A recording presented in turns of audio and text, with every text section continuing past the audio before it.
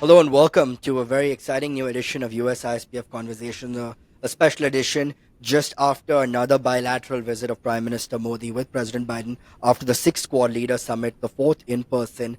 Another US India visit, historic visit in the books. Maybe not as epochal as the state visit, but to kind of unpack and dissect all of that is someone who really has not just seen US India relations up close, but been a vital architect of it. I am delighted to be joined by Anthony Renzulli, who's now an associate partner at DGA Albright Stonebridge Group, very much here in Washington D.C. But Anthony's avatar before this was 20 years with the United States government, particularly at the State Department. He was a foreign service officer, served in consulates in India, served at the embassy in New Delhi, served in the neighborhood in Pakistan and Sri Lanka, served in Washington D.C., and most recently was director of India at the National Security Council at the White House. But now, in a new avatar, Anthony never stops learning, and now he's learning to be in the private sector. And I'm going to learn a lot more from Anthony's conversation. So, Anthony, thank you so much for your time here.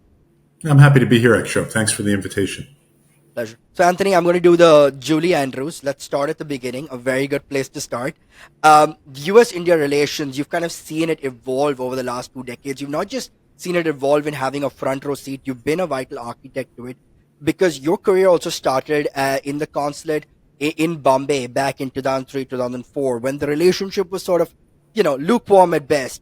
So, walk us down memory lane. And because if you had a crystal ball then, you probably could not have fathomed how it would turn out now.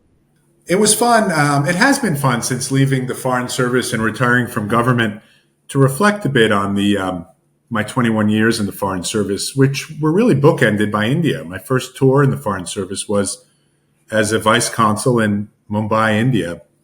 I was responsible for issuing visas and adjudicating visa applications. And as I've mentioned to others, it wasn't the work I had necessarily signed up to in the Foreign Service, but that's how they train you in the early tours. And so I was doing that in Mumbai, but I never expected to come to Mumbai either. I joined the Foreign Service speaking Spanish and Italian, and they send you off to Bombay, India. So there you have it. And I found myself there, but I was quickly taken by the place, having a lot of fun. And it turns out that being a visa officer actually is an interesting way to learn something about the country in which you work, particularly India and the aspirational India. I mean, literally, we have rocket scientists coming and applying for visas coming to the United States, and you really got a front row seat into how the relationship between the two countries was impacting my own country and having a particular impact in India as well for the families of these people that were coming over and the very many contributions they were making. They were obvious and apparent. So that turned out to be a lot of fun. I got to travel around at least the consular district, although I visited many other parts of India during my tour. In my introduction, I was in and out of India policy in South Asia over the course of those 20 years and finishing up as director for India at the NSC, and prior to that for a year at the State Department.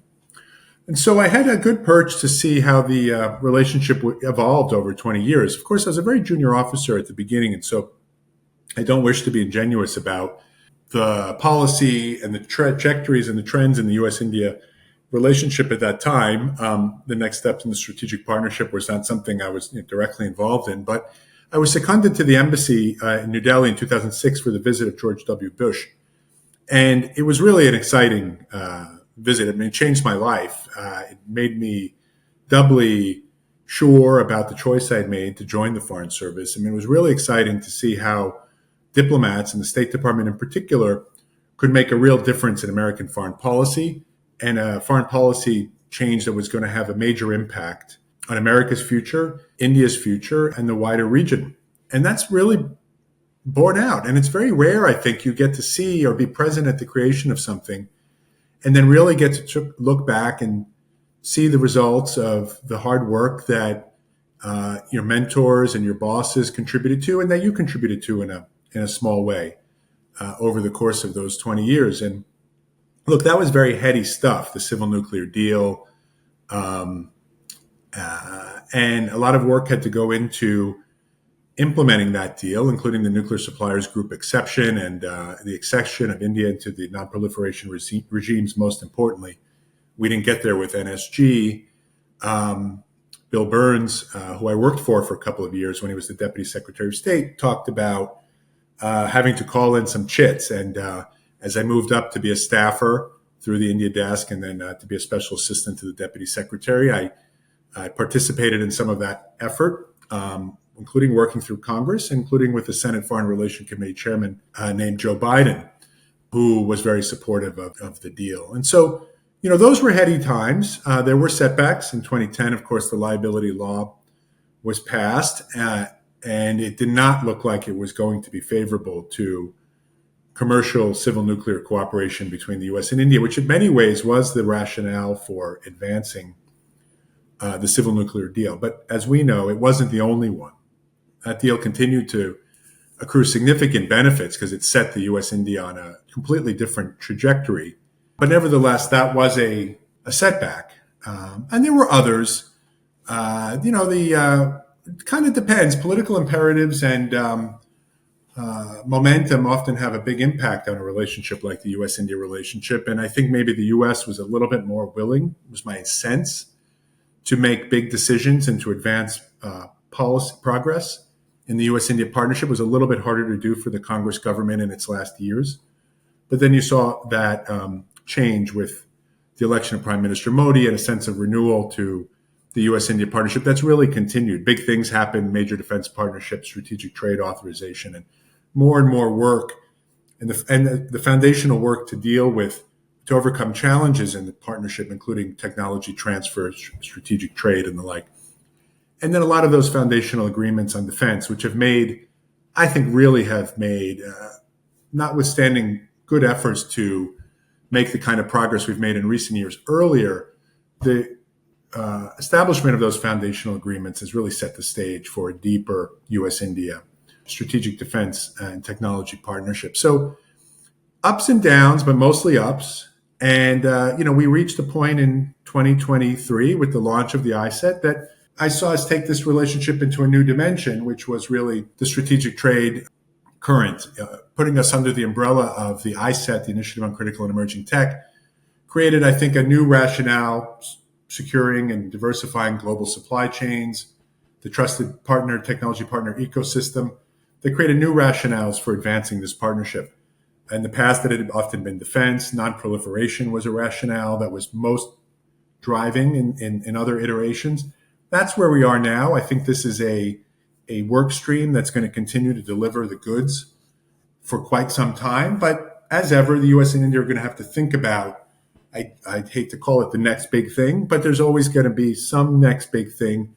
And I have some thoughts about what those might be. But I think strategic trade, strategic technology there's still lots to do and lots of progress to be made in the partnership through that. Anthony, you unpacked a lot of stuff from I said most recently in 2023 to the STA to the civil nuclear deal. So, obviously right now we're in Anga, New York is buzzing, your hometown. External Affairs Minister Dr. Jaishankar recently described U.S.-India relations as the biggest foreign policy and strategic transformation of our lives. And of course, historical context is something we're familiar with, the end of the Cold War, where U.S.-India relation grows. But you've also seen U.S.-China relations sort of both the bonhomie and the rivalry also come about at this time. And in the short period of those 2-3 decades, we went from nuclear sanctions to nuclear deal to the SDA to India being a major defense partner. And I said, we speak about how India has changed, which is why the relationship has changed. But on some level, even US foreign policy has changed because to have this level of strategic partnership with a non traditional treaty ally, that requires some amount of thinking. So, where did the Overton window sort of move in the Washington thinking? How did Washington change its outlook on India? My sense, Akshobh, is that Washington had a vision for the U.S.-India partnership that's been pretty well formed now for quite some time, even going back to those early days I mentioned, 2006. I think our aspiration for the partnership was sort of always there. I think for historical reasons, India might not have been ready to talk about the relationship in the terms that Minister Jaishankar spoke about them. But, circumstances change. And to Minister Jaishankar's credit, I mean, his articulation of a more evolved, if I may say, and that sounds, I don't wish to be pedantic or ingenuous, but a more evolved Indian foreign policy that sort of supersedes traditional non-alignment to create more options for India, which, whether that's multipolarity or minipolarity or minilateralism or whatever you might call it, it's created new space. This includes groupings like the Quad, but not least of all, the U.S. India partnership itself. And then alongside that, as India looked at its own options and evolved its own foreign policy in a way to meet its own changing goals and objectives, which of course now are well and clearly articulated by the Prime Minister to be a developed country by an economically developed country by 2047, and the other goals he set for India's manufacturing sector, et cetera. And then, of course, China. We don't have a partnership that's arrayed against China. The Quad itself is not explicitly in any way arrayed against China, but it certainly is a reality. And it's not simply a security one. It is also, as I mentioned in my earlier remarks, about making global supply chains more secure and resilient. And coming out of COVID, I think the real change was that, the U.S. and India genuinely partnered well. And, I love working on the U.S.-India relationship because you can be a bit hyperbolic sometimes, and nobody's ever going to really tap you back. You can be very aspirational and heady and draw on poetry as much as prose in your language when you're drafting a statement or remarks or talking points. And I've always loved that about the India relationship. But at times it actually delivers. And there are times, and I think when we talked about a partnership for global good, I think COVID set us on a credible track to realize that aspiration and moved us forward in a way. And so, the last few years have really been redefined by the follow-up to the partnership on COVID, and then the follow-up to the incidents in 2020, where the U.S. and India clearly established a kind of connectivity, at least in terms of their consultation, which was really deeper. It used to be that there were even parameters on what we would agree to talk about. And I think those have largely melted away. That doesn't mean we agree on everything or that everything is on the table, but really nothing is off limits for discussion and engagement. And that's a big change. So that's a very sort of loose set of thoughts to, your question, but, it's a big one, and we can drill down on any of that if you'd like to. Yeah, absolutely. I mean, I think that's what you articulated very accurately is even if you disagree, the rules of how you disagree and, coming back to the table. I mean, that's the art of diplomacy. It's not kumbaya, it's not utopia, but it's about certain things you can agree on and work closely and certain things to, come back to the table. The You touched on a very important point, and of course, U.S.-India relations are close for several reasons. There's the strategic partnership on defense and trade and technology. There's the shared democratic values. We keep saying world's oldest democracy, world's largest democracy. There's the people, the Indian diaspora element, but is the elephant in the room the dragon, the China factor? Because also as India-US relations have also grown, is the concurrent rise of China. And the US has had many adversaries before, but none that have come to almost, in a prophecy like dislodge the United States from its pantheon of being the global economic behemoth, which China, at 60-70% of US economies has been forecasted to. And of course, India and China have a very fraught history, tense military ties. And the US has always looked at India in some form as a large market democratic counterweight to China. So is that a fair assessment as well that's pushed the relationship? Or would this have gone on even without the China factor? I think I'd be disingenuous to say that it hasn't been a major factor. It has been. But it's not the only factor. I see the business of diplomacy ultimately as deepening strategic convergence between two countries, our partner in this case, and strengthening policy alignment on that grounding, right? So you widen the space in which you sort of agree, you widen the space for shared interest, and then you sort of build up on top of that. Absent that strategic convergence, you're never really going to be able to find policy alignment. You sort of have to kind of broadly agree on the challenge set, right? And when it came to sort of maritime security, India's Indian Ocean security in particular, India's border security, and other factors, I think we started to see a broad convergence with China, which has really underscored the strength of the U.S.-India partnership in the Indo-Pacific in particular. I think one of the great achievements of this administration will be the deepening and strengthening of our network and partnerships of our network of partnerships and alliances around the Indo-Pacific. And one of the most important, one of the pillars of that network is the U.S. India strategic partnership. There are lots of other achievements, of course, we can talk about, including the Trilab with Korea, Japan, U.S., IPEF, AUKUS, et cetera, et cetera. But this is certainly one of them. But that said, we've widened strategic convergence with India in other spaces. I mentioned in previous conversations, I think we were chatting informally, the Middle East. Structurally, I2U2, IMEC, collection of acronyms. But when you really step back, that's the beginning, right? There's always a bit of a performative element in the beginning. But what we've really seen is that the US and India have a lot to agree on and actually can reinforce each other's goals, which is a more interconnected Middle East. President Biden in an op-ed or not long after the tragic Hamas attacks in Israel talked about, outlined a vision for a more interconnected Middle East. And India is clearly going to play a big role in there. Diaspora, capital, innovation. It already is. And so that's kind of new, and that's pretty exciting, actually. And so that's not really China specific necessarily, I would say. Of course, there's an element of China competition even there. I think our development work in Africa is starting to take shape. And of course, is there a China element? But the notion that without China, we wouldn't be doing it. I think our two countries have a lot to offer to partners in Africa, for example. Starting with the recognition that India already has a role and historic and cultural influence in the continent. It's already, I believe, the fourth largest trading partner for the continent. So you start someplace. And that wouldn't surprise somebody who worked in Mumbai and was at the airport in Mumbai at 2 a.m. You'll see lots of flights heading off to places like Kenya and Mombasa and others that, with Indians and Africans, clearly the connectivity was there, right? So this is the opportunities. I think India has a lot to offer. Its digital public infrastructure stack itself offers a model in many cases for financial inclusion and better delivery, more cleaner delivery of government services. So there's lots to build on that's not really China. If the benefit is to offer more choices to our partners, great. So I would say China might be a catalyst, but I don't think it's that if the relationship between the US and China, or India and China for that matter, were to turn around immediately, or completely rather, the rationale is lost between the US and India.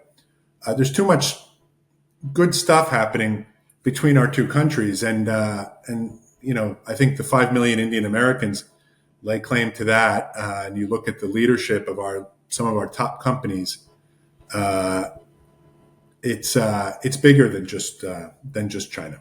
Anthony, they almost say journalists write the first drafts of history, but in this case, I think you probably wrote the first draft of history. And I want you to go back to 2006 when you were an officer or seconded to the political section at the U.S. Embassy in Delhi during President Bush's visit, and saw the civil nuclear deal, the conclusion of the civil nuclear deal. I mean, this was a fascinating time because all of us have kind of studied it from a historical context, but you saw the policy side of it, the inner workings of it.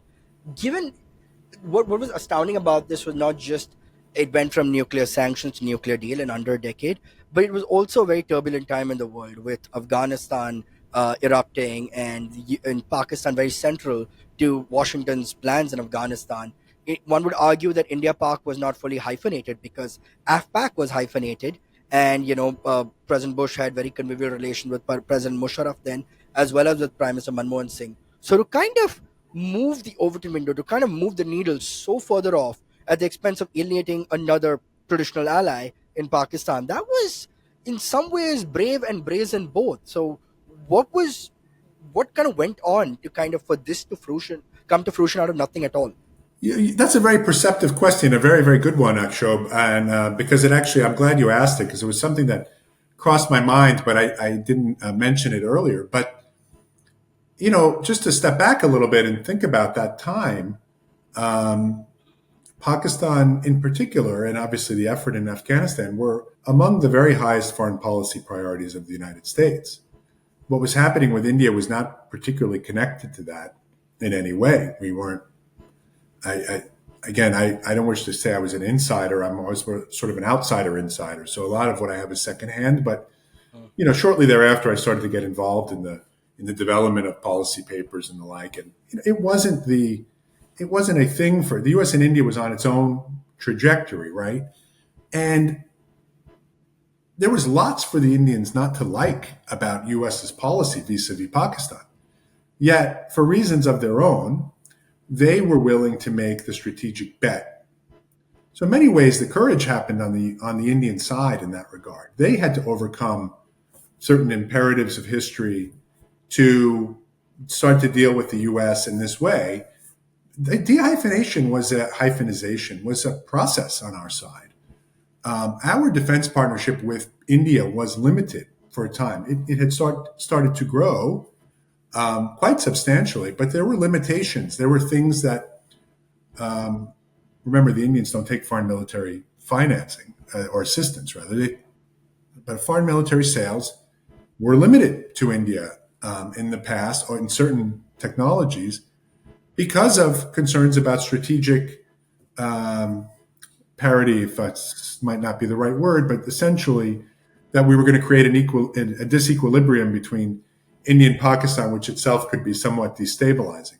Now you fast forward a decade or 12 years, and you're in a completely different place, and that issue just simply doesn't factor any longer.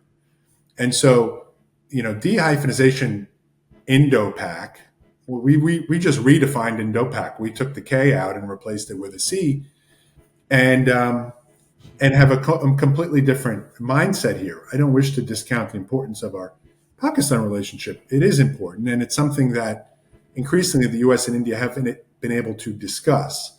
But even that relationship was itself a very difficult topic to exchange ideas on, although I would venture that on South Asia in particular, with South Asia within Indo-Pacific, that periphery of India has been an area, unlike East Asia, unlike the Middle East, where forging convergence has been a little bit harder work between the U.S. and India. There's reasons for that. We can talk about them. But I think on Pakistan, when you look back at it and you see what the Indians were willing to do at a time when the U.S. was declaring a major non-NATO alliance with Pakistan, that really says something about the Indian leadership at the time and its foresight. Sometimes India is accused of being a bit myopic in its foreign policy priorities. But thinking about that tells me that, no, the Indians are quite capable of boldness in their foreign policy when it's in their interest. Yeah, obviously, coming now to present day time, we just had another successful Quad summit, a farewell summit for President Biden and Prime Minister Kishida. So, come January 2025, when there's a new occupant of the White House, perhaps go back to 2021, Prime Minister Modi is the only leader from the first inaugural Quad Leader Summit will be there. He's the dean. He's the dean He's of the the Quad now. the OG Dumbledore. You have to look back right now at the Quad summit, and while the Quad has obviously made the case it's not an Asian NATO, not an Asian NATO, and one would argue, looking at this joint statement, comprehensive joint statement, from supply chains to Maitri, the maritime, initiative for training in the Indo-Pacific, to semiconductors, to above all a cancer moonshot on cervical cancer. One would argue that it's hard to make a case that the Quad is not a force for good, and even educational fellowships. And so, is this now a more compelling case that the Quad is, bringing four democracies together and coalescing on very important economic, healthcare, energy, training initiatives right now? And as you rightly said, the COVID pandemic showed that supply chain disruptor in China cannot mean supply chain disruptor around the world. Yeah, I agree with everything you said. I think the Quad is very, very important. I think ultimately the strength of the Quad is built upon the relationships of the Quad partners with each other. The U.S. and India, by the way, announced a U.S. India Cancer Dialogue under the auspices of the Biden moonshot in our joint statement of June 2023 during the state visit, and we just executed that. In fact, my firm was the knowledge partner for that event and is preparing the report for the first U.S. India Cancer Dialogue. So I was very proud to have played a small part in that announcement because it just made sense. And in fact, it was one of those deliverables, not always my favorite diplomatic term, but it was one of those deliverables that really grabbed people's attention, I think, because it spoke to the aspirations of the partnership. I mean, what better country could the U.S. Partner with than India to tackle such a big goal? And, when President Biden and Prime Minister Modi speak, they speak in these sort of very big aspirational goals. They have big visions for what the partnership can do for the American people and the Indian people. My job as director was to try to take some of that heady stuff and try to pull it down into policy that we can then operationalize. So on the Quad, first things first is the network of bilateral relationships, and then on top of that, you can start to build out four-way cooperation, which is actually pretty hard, I got to say. But I give just a ton of credit to the people who work hard on the Quad almost every day. The leadership of the Quad in the U.S. side has been largely out of the NSC. Now, of course, there's a whole network of working groups, starting with the Foreign Ministerial and others agencies that are. So they've started to disaggregate and push out, some of the Quad responsibility, which is a great way to institutionalize the Quad and try to hold it, maintain its strength and momentum. So I only have a view of the work that was doing on our side, but I'm sure the work has been equally challenging on the Indian side and Australian and Japanese side as well, Indian side and the MEA in particular. So I think it's a lot. When you think about the things that, we were always defining the Quad by the red lines, the things the Quad wouldn't do. And I think those are starting to melt away.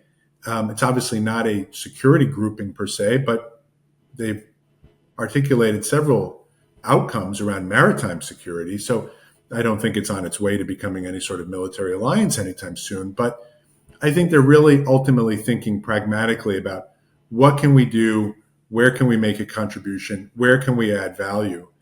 And I think as a retired diplomat, I'm free to say, I would stand the Quad, the Wilmington Declaration up against just about any joint statement that comes out of a BRICS meeting or a Shanghai Cooperation Organization meeting or anything of the ilk. Those others might exceed you by in paragraphs, but there's just nothing comparable in terms of the substance of what the Quad partners are doing together, are proposing to do together, or aspiring to do together, compared to anything that's happening, in BRICS. And frankly, our Indian partners would say the exact same thing privately, and they're involved in both. I wanted to ask you one more question on the Quad, very particularly because, while just to play devil's advocate to my own previous question, if I may, while the Quad is far from a security pact, and we know about India's reticence, and to be fair, Tokyo's reticence since World War II about being part of security pacts, which is sort of where you see AUKUS so very different. There is still Malabar exercise that U.S. and India do, and Australia and Japan have come together. As you rightly said, the maritime domain awareness. There's obviously Beijing's belligerence in the South China Sea and the Indo-Pacific. While Quad is important, there's also ASEAN and other countries, and a lot more military exercises happening with India, Vietnam, India, Philippines. So, hypothetically, if Beijing were looking at this, could they turn around and be like, hang on a minute, this sounds pretty security, even if it's not. Your cyber security working group, all your military exercises. So could they make a tangible case? A tangible case? Yes. A credible case? I don't think so. They are trying to make that case. I think there is some substance to the Quad, and I think they are cooperating on issues that are relevant to their national security, like cyber, like maritime. I can't speak for Beijing and what their conclusion is of these outcomes are. I think the member states, to the extent I'm aware, and again, I can only track the press releases and the comments like you do, Akshobh, but I think all the partners have taken pains to underscore that this is not the Quad is not a raid against any country. As for the conclusions that they draw, the PRC, I'd have to leave it to them. But much like the U.S. India relationship, which I kind of feel in many ways is the spearhead to the Quad, although that might be a little self-serving on my part. I think the Quad has been infected with a kind of aspiration, this notion of global good, and I think that was something that had always been a very important element of the U.S. India partnership, which was never had no limits in a sense. Sorry, now I'm stealing a term from the Chinese, but there seemed to be nothing off limits. Anything could be, from environmental issues to economic issues to cultural artifacts to life sciences. Everything seemed to be possible under the U.S. India partnership. And I feel like the Quad's not limiting itself in any way, and I think that's a good idea. That's a good approach. Well, Anthony, you said you played a small part in, back in the day, but you played a big part last year in the 2023 visit. You spoke about the Wilmington, the declaration, but this would have to play second fiddle to 2023 because in the history of U.S. India relations, there have only been, I think, three state visits to an Indian leader, and Prime Minister Modi got it last year, and you were very much a very integral part of it. That joint statement, I mean, we could go line by line, we will be here all night long, but just the highlights, from, I said earlier that year when you saw the NSA's Jake Sullivan and Ajit Doval meeting, to Indus coming from it, to the jet engines deal, to MQ-9 drones, to a whole host of collective collaboration in energy, education, and healthcare, as we touched on, to new consulates. What this so comprehensive, and it's almost sacrilege to ask you for cliff notes or something so comprehensive, but in lieu of time and brevity of this platform, just how did you go from policy conception to policy fruition and working in with all the bureaucracies of the US government intra-agency and your counterparts on the Indian side? Yeah, thanks. Well, first, Akshobh, you've been very generous to me, and others have been as well. I was happy to play a part.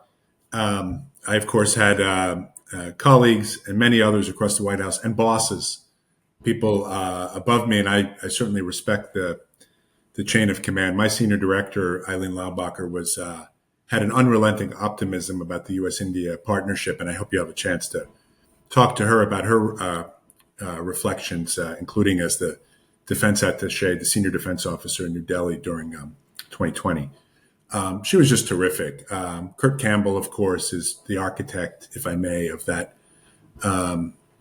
architecture of network of partnerships and alliances that I talked about in the Indo-Pacific. And Kurt himself, and getting a U.S. India state visit onto the calendars, played such a role. And Jake and Sullivan and John Feiner and Tarun Chhabra were so committed to it. So I was on the best team, and I was really that's the most rewarding part.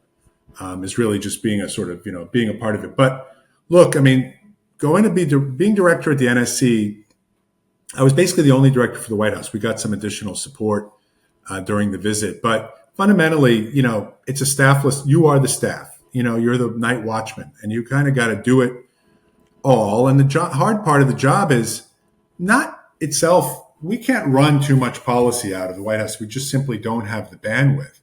Is harnessing the resources of the U.S. government and the U.S. private sector to advance a vision, and I think one that was well and clearly articulated by the President of the United States, which was U.S. and India were going to be the most important, most consequential relationship of the next 50 years. So let's go out and start making it happen.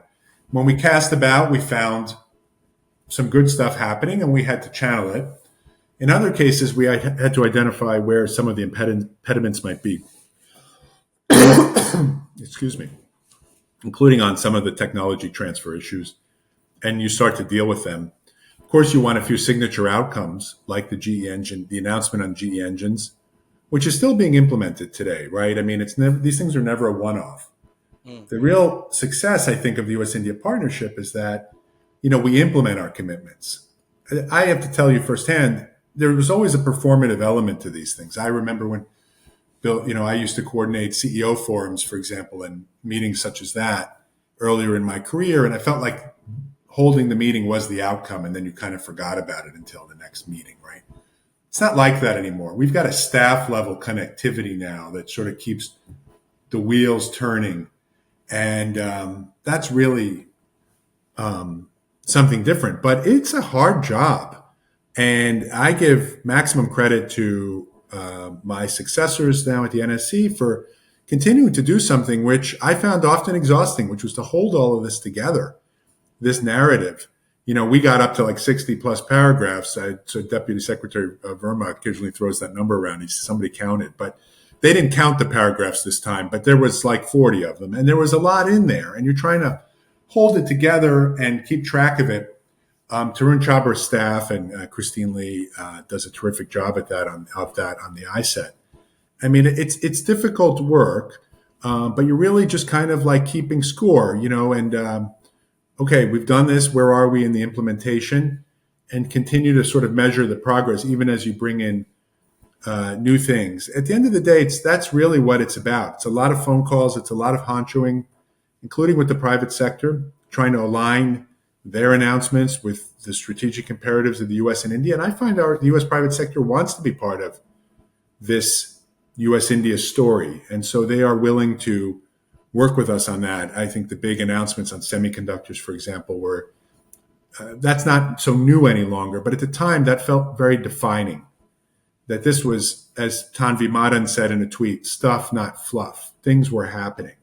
And they have been happening. And I happen to know that the implementation of those investments has been moving forward in significant ways, and in fact has been expanded upon by some of those companies as well. Yeah, especially one of the highlights obviously was the jet engine deal. And this is significant because the jet engine technology, if I'm not mistaken, Anthony, only 5 countries have that capability. And if that were true, that would mean that more countries or have capability of possessing and own nuclear weapons than have this jet engine technology. So what was the significance of this beyond, like how did this come about with India jet engine Yeah. technologies, given the historical relationship India's had with the Soviet Union and then Russia and military sales and military ties, and given now the U.S. India defense relationship is on the uptick. Yeah. Yeah. I mean, sometimes defense experts talk about the crown jewels, right? And hot section technology and jet engines is one of them. I think to a certain extent, we've been making progress on jet engines for a while. The 404 engine was already being sold to India through an integration agreement and being used in the light combat aircraft. So the relationship was there. India, again, they have a need. They've made a strategic decision to build however many hundred more that they will ultimately build, like Tejas light combat aircraft, the Mach 2. They need an engine, 414 works. Then the question is, so how do we do it, right? And my sense is, well, first thing is, there was a certain disaggregation in the aviation sector broadly between India and Russia. So tech security issues that might arise around the Russian partnership, which are legitimate concerns for us, some of the potential cyber concerns, cybersecurity concerns, which are not unique in any way to India. Those are largely, I'm not the deepest expert in defense industrial cooperation, but those can essentially be managed. So you say, okay, we can sort of deal with the technology, right? So let's now the technology security, the U.S. technology security issues can be dealt with. So then you move on to how do you execute it? And here, there can be some inertia sometimes when it comes to the Department of Defense and the Department of State. How we do things now is not how, we do them like we've always done them, right? So you kind of have to turn it around a little bit. Normally, two parties will develop a commercial contract that'll come to the State Department. Chances are it might get a thumbs down. That's a lot of investment. Sometimes it can be hundreds of thousands of dollars of time and human resources to develop these contracts, and they don't go anywhere. You don't get it done. As I understand, this was not the first time we tried to do 414s with India. I think this time there was a recognition that we wanted this to happen, so we had to turn around the process a little bit. We made an announcement of intent at the ISET, and then we basically announced that we were ready to do it. And we did that essentially by notifying Congress of a manufacturing license. Essentially, the license was approved. We approved the technology piece before the two entities, Hindustan Aeronautics and GE Aerospace, agreed on a commercial contract. The two sides have basically agreed that we're up for doing this. Now the sides have a framework in which they can negotiate the commercial terms, and I'm reasonably confident that'll happen, but that can take a little bit of time. A jet engine is a complicated piece of hardware. GE owns all the intellectual property, of course, but the manufacturing IP involves lots and lots of different entities. So it is a long process. What I've heard is that two sides are working on it. I don't think they recorded progress at the in Wilmington, but that doesn't mean they won't shortly thereafter. Whereas the MQ-9s was something different, right? That was a defense sale. But a lot of creativity was brought to what we might have called in the past the offsets, data dissemination with Indian startups, for example, and other things. So that had its own dimension of technology and technology transfer, but it was a different kind of proposal. And I think on defense we have to have all of it, right? You need to be prepared, to meet the Indians on cost, to meet Indians on capabilities, and to meet Indians on make in India.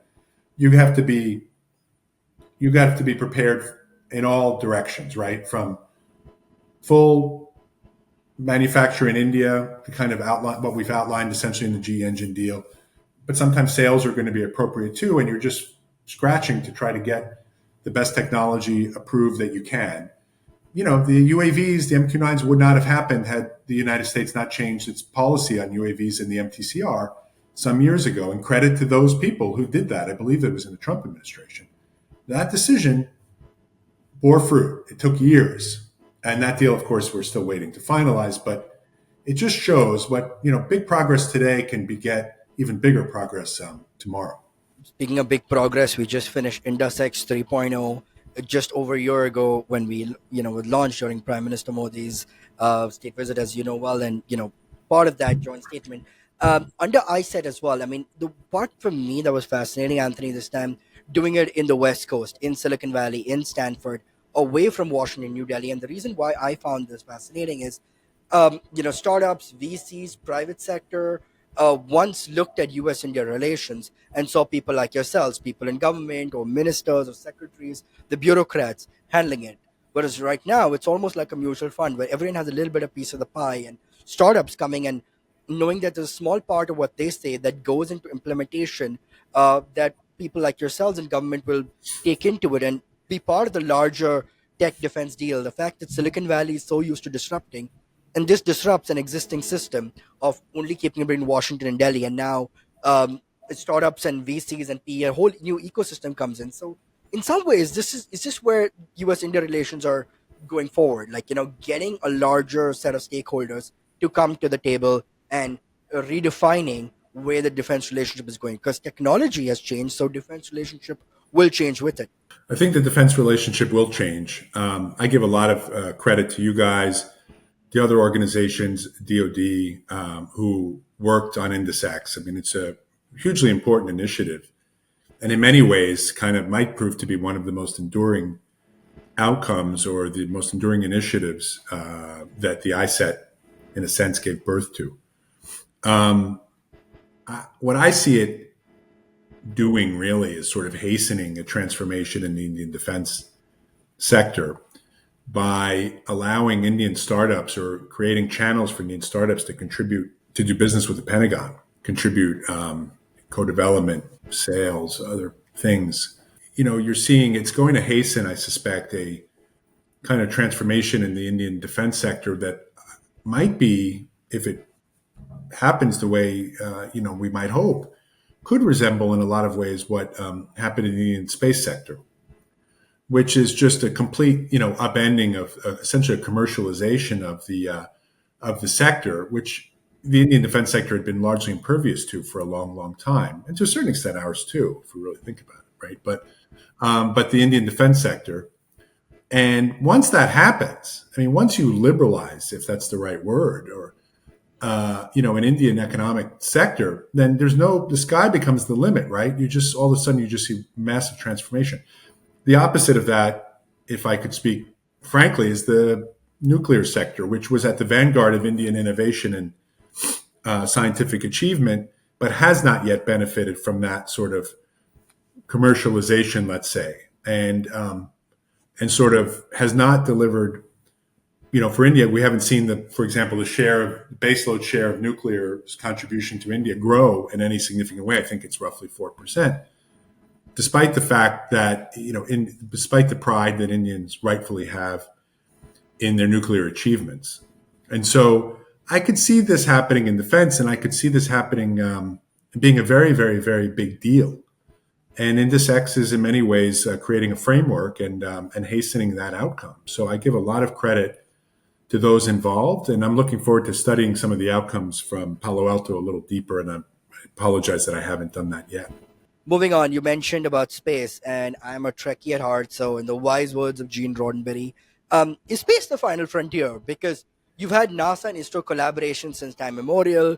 The U.S. India relationship has had Indian diaspora work in NASA. You've had Indian astronauts and Kalpana Chawla and Sunita Williams, and there's a whole metaphor of shooting for the stars. And from the moon landing to now the moonshot. There's so much more collaboration in U.S. India, the space sector alone, right? Yeah.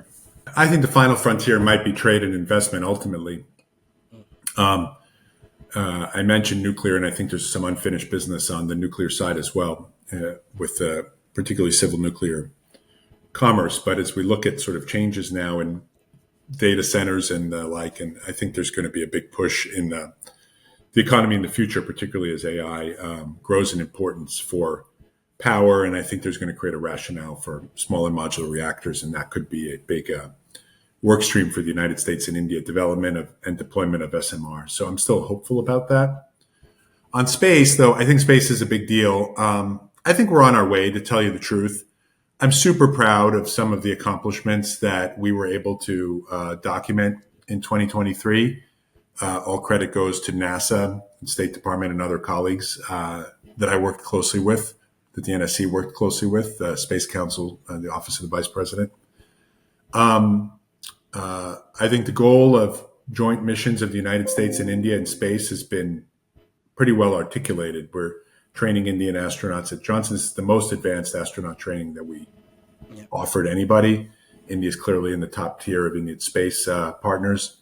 The NISAR satellite launch, which I believe hopefully will happen soon. I have to check on the dates on that. But that's going to be the largest Earth science satellite that will have ever been launched. It's a very big deal. India is launching $2 billion worth of U.S. hardware. I think we've got $1.5 billion of skin in that game. And just before the state visit, we saw the transfer of the satellite from California to India, and that was just like a sight to behold, and really said a lot. The Artemis Accord, India didn't historically join U.S.-led multilateral initiatives. In 2023, they joined two: the Mineral Security Partnership and the Artemis Accord. And our Indian colleagues told us that the decision to join Artemis was ultimately a very interconnected decision. It was about the broader space economy. It was about technology transfer in space. Everything was interlinked. And that's another thing, you have to remember when you're sort of negotiating something like the joint statement of 2023, is that, it's not so much transaction of gives and gets, but, you have to sort of, understand what the rationale is for another side to move forward and make sure that you're addressing some of those concerns. And we've tried to do that through the launch of the Strategic Trade Dialogue. Now, I say that the U.S. has more work to do on technology transfer when it comes to space, particularly things like space launch, for example. There are still some restrictions that need to be addressed. They're not unique to India. The Department of Commerce announced a more liberalized policy on payloads on satellite launch, I think a couple of years ago. So there is more work to do that. That's a bit wonky, and so the experts can get into it. But we do still face challenges on that side, and I don't wish to ever suggest that all of our export control issues, for example, have been overcome. They have not.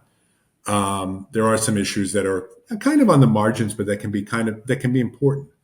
But on space, I think we've done so much that I think there's little doubt that we're going to be doing more in the future, and that India is going to be on the very short list for our partnerships, for our most ambitious partnerships in space. The ISS, the decision to hold a joint effort at the International Space Station, was a very good one, a really good proof of concept. The training is going to be, this is one of the astronauts, at least one, I believe, will be getting that Johnson Space Center training. So this is not only enabling our future aspirations for human spaceflight, but also India's own. What they learn, the training they receive, is ultimately going to advance a very ambitious timeline that India has laid out for sending its own astronauts into space in the coming years. And so there's going to be no question that the U.S. is going to have been a part of it. And I think we were a part of those geeks who sort of follow this stuff closely. The U.S. did have a very good partnership that contributed to India's very impressive achievements last year on the moon and its solar studies. So that was, I think the space stuff is super exciting, and I think it plays really well in India. I think just Indians are. I think NASA probably has got a better brand in India than it might even have in the United States, and so Yeah. I just think it just reinforces the critical and emerging technology cooperation and the strategic technology cooperation that we've articulated for ourselves. India is in the trusted partner ecosystem.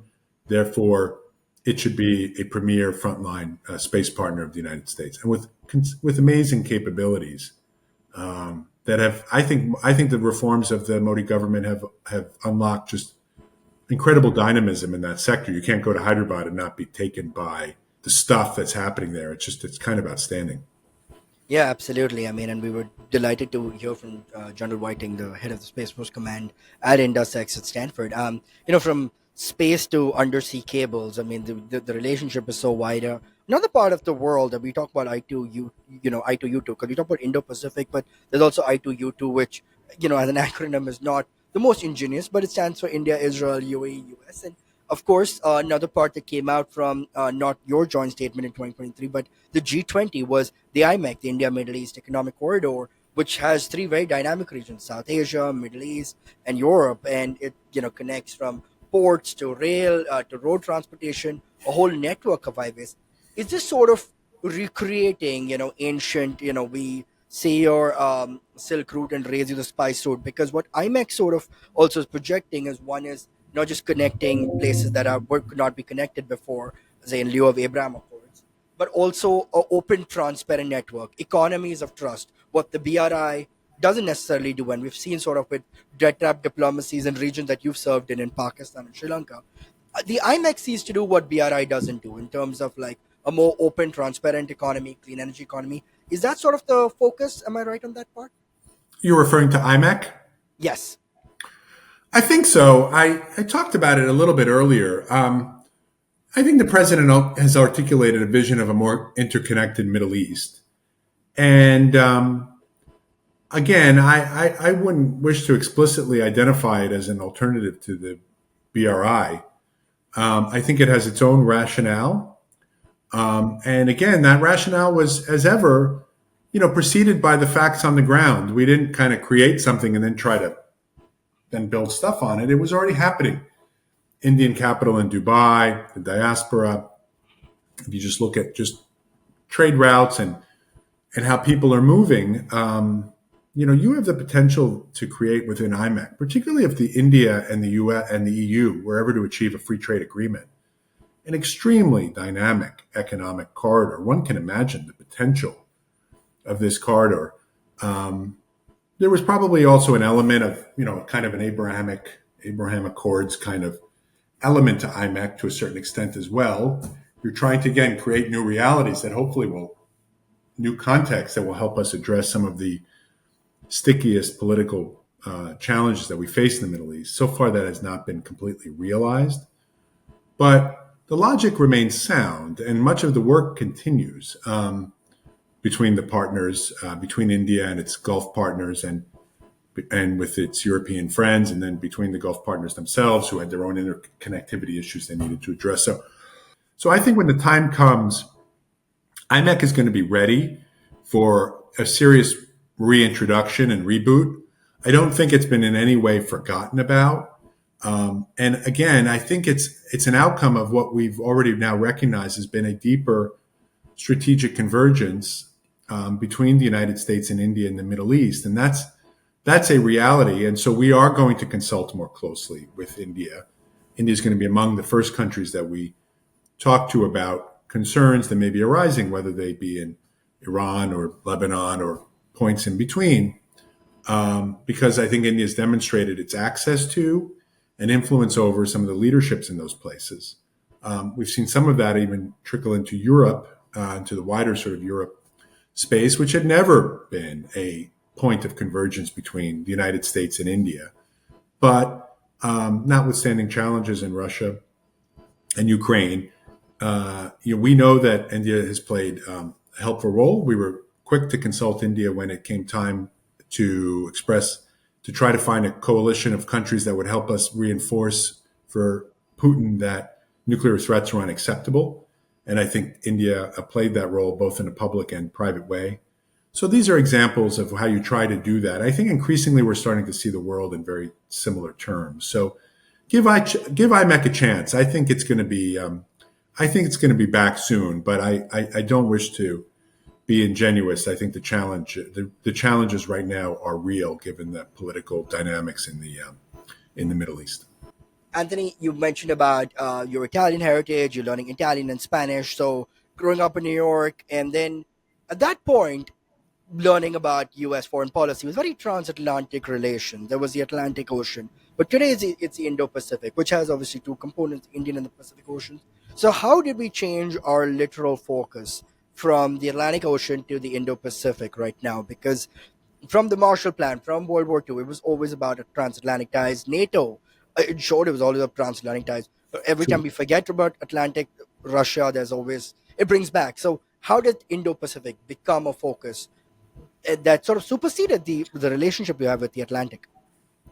Yeah, I mean, sometimes it helps to be second, right? I think President Obama articulated an Indo-Pacific pivot, pivot to Asia. I think it wasn't called an Indo-Pacific pivot at the time. If I'm not wrong, we were still calling it PACOM, for example. But Hmm. the idea, the recognition, and I think we had a president who had experience, had lived as a younger person in Indonesia, and had experience of this dynamic region and its growth. Trade alone and trade and investment tells you at some point that your future prosperity is ultimately going to hinge much more in Asia than it might in Europe. Although I think one should never discount the challenges that emerge from Europe, and nor the importance of the partnership with our European allies. And having worked in Italy, in Rome, which was one of a leading EU ally, there are times when you need contributions to deal with challenges that can really only come from your closest allies, and those partnerships really do still count in many ways. And the European economy, the EU economy combined, remains a very formidable economic force. We saw it. I think when we had the opportunity again.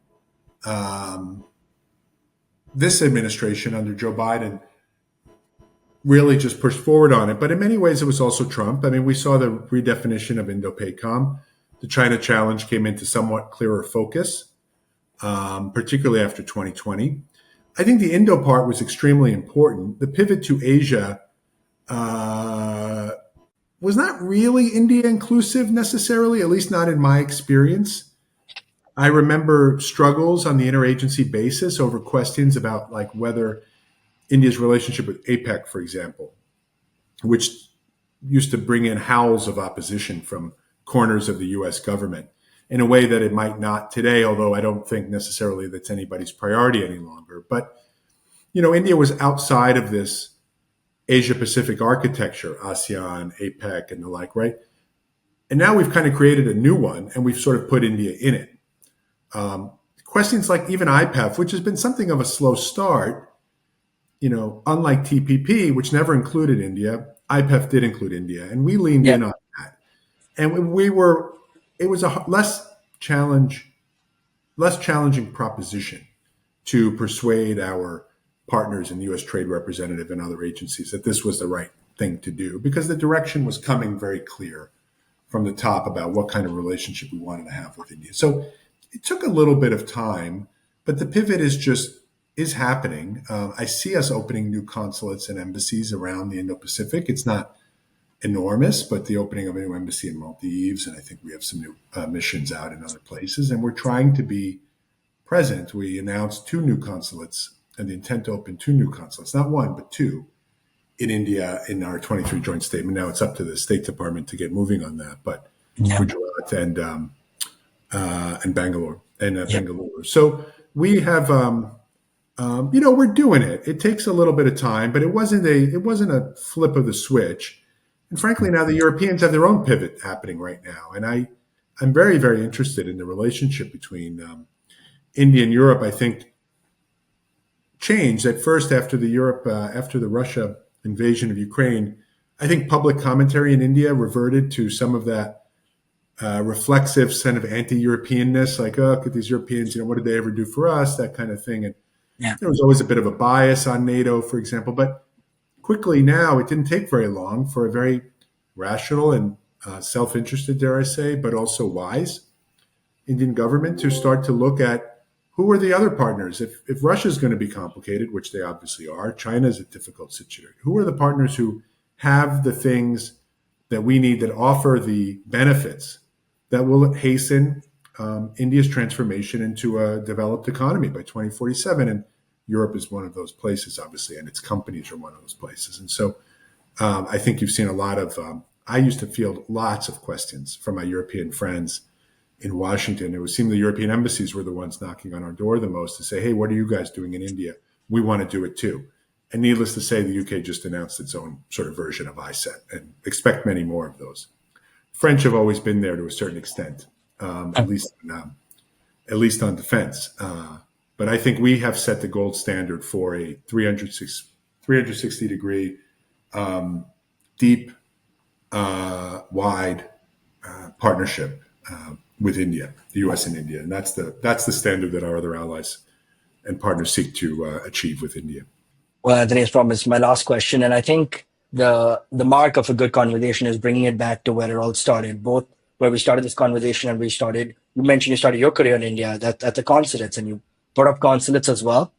Consulates are about visas, and visas are about people, and this relationship is about people. It's people to people ties. It's the diaspora, the Indian American diaspora, not just the Indian, but also being American and allowing themselves to be able to thrive here.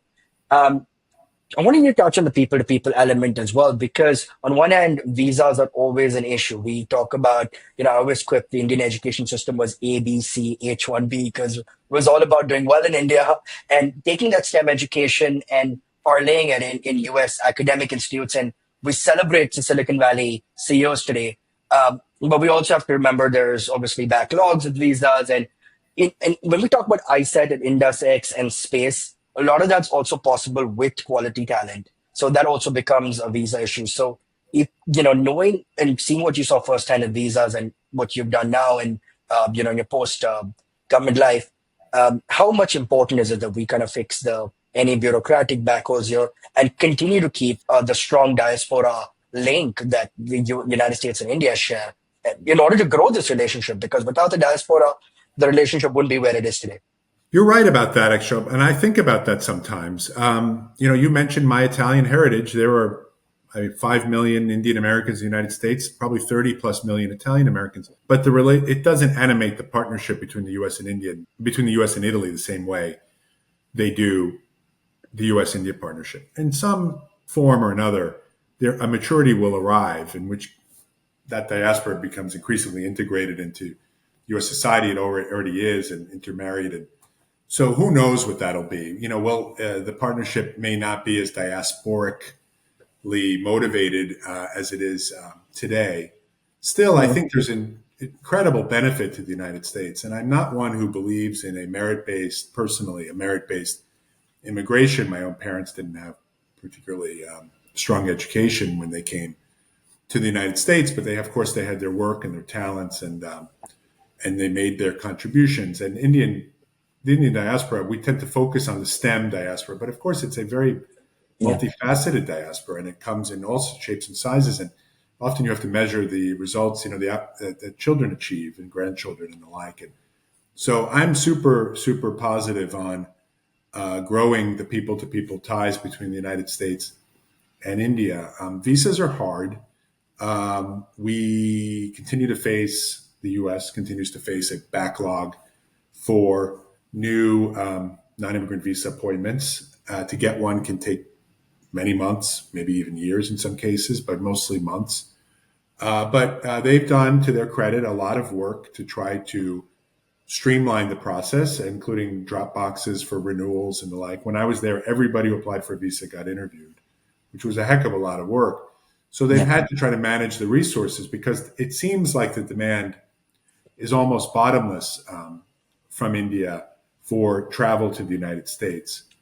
But we have to, I think, it's possible, and it's worth an organization like USISPF taking a look at the data. I haven't studied it yet, but we have celebrated an almost constant upward trajectory in the number of Indian students studying in the U.S. I'm not certain, but it might be this year might actually have seen something of a drop off from last year.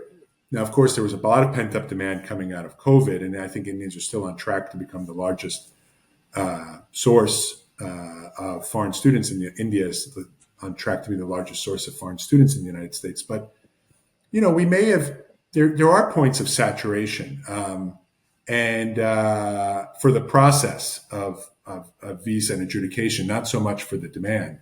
So then it does need to be looked at, and I do think the new consulates were a recognition of that. So it's important that the Department of State, if I may say, continue to invest in ensuring it has the capacity to adjudicate visas as appropriate, in a timely way for those who wish to go. I think the people connectivity is hugely important. I think the Global Challenges Institute that they announced, the cooperation between U.S. research universities and the IITs in India, for example, super important. We really leaned in on some of that people to people stuff. I'm super proud. And this was Modi's biggest applause line of his remarks to your organization after the state visit was that H-1Bs would be able to renew their visas in the United States. Now, it's been very limited. It's still a pilot project. I think it's only 20,000. It does not include family members. It should be pushed out.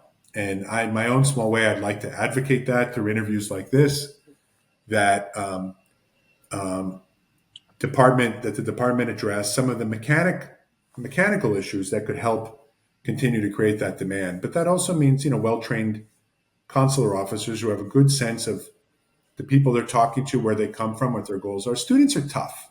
You don't know, when you were a freshman, you didn't know what you wanted to do either down the road. So you're trying to discern, intent to immigrate versus, legitimate students. Nearly all of them are legitimate students, but you have issues, and you have to deal with the immigration challenges of a population of Indians that do show up on the southwest border and do occasionally overstay their visas. That's also part of the give and take, Of course. of diplomatic relations. So that's what we're, that's what my successors are involved in, and I'm sure they'll do a good job and keep the growth on an upward trajectory. Oh, well, Anthony, the upward trajectory of the U.S. India relations, and you've touched on it from nuclear sanctions to nuclear deal, from space to semiconductors to IMEC to the Quad, and I don't think an hour is enough, but I hope I've done justice to the pearls of wisdom you had over 2 decades, and it truly is a very enriching conversation, Anthony, and I'm sure all our listeners you're gonna be able to keep on going back to it, and authors are going to cite a lot of this. So thank you so much, Anthony. The pleasure is all mine. Great fun talking to you. Great fun reflecting on the past 20 years in the U.S.-India relationship and where it's going to go over the next 20 years. I'm excited to continue to watch it.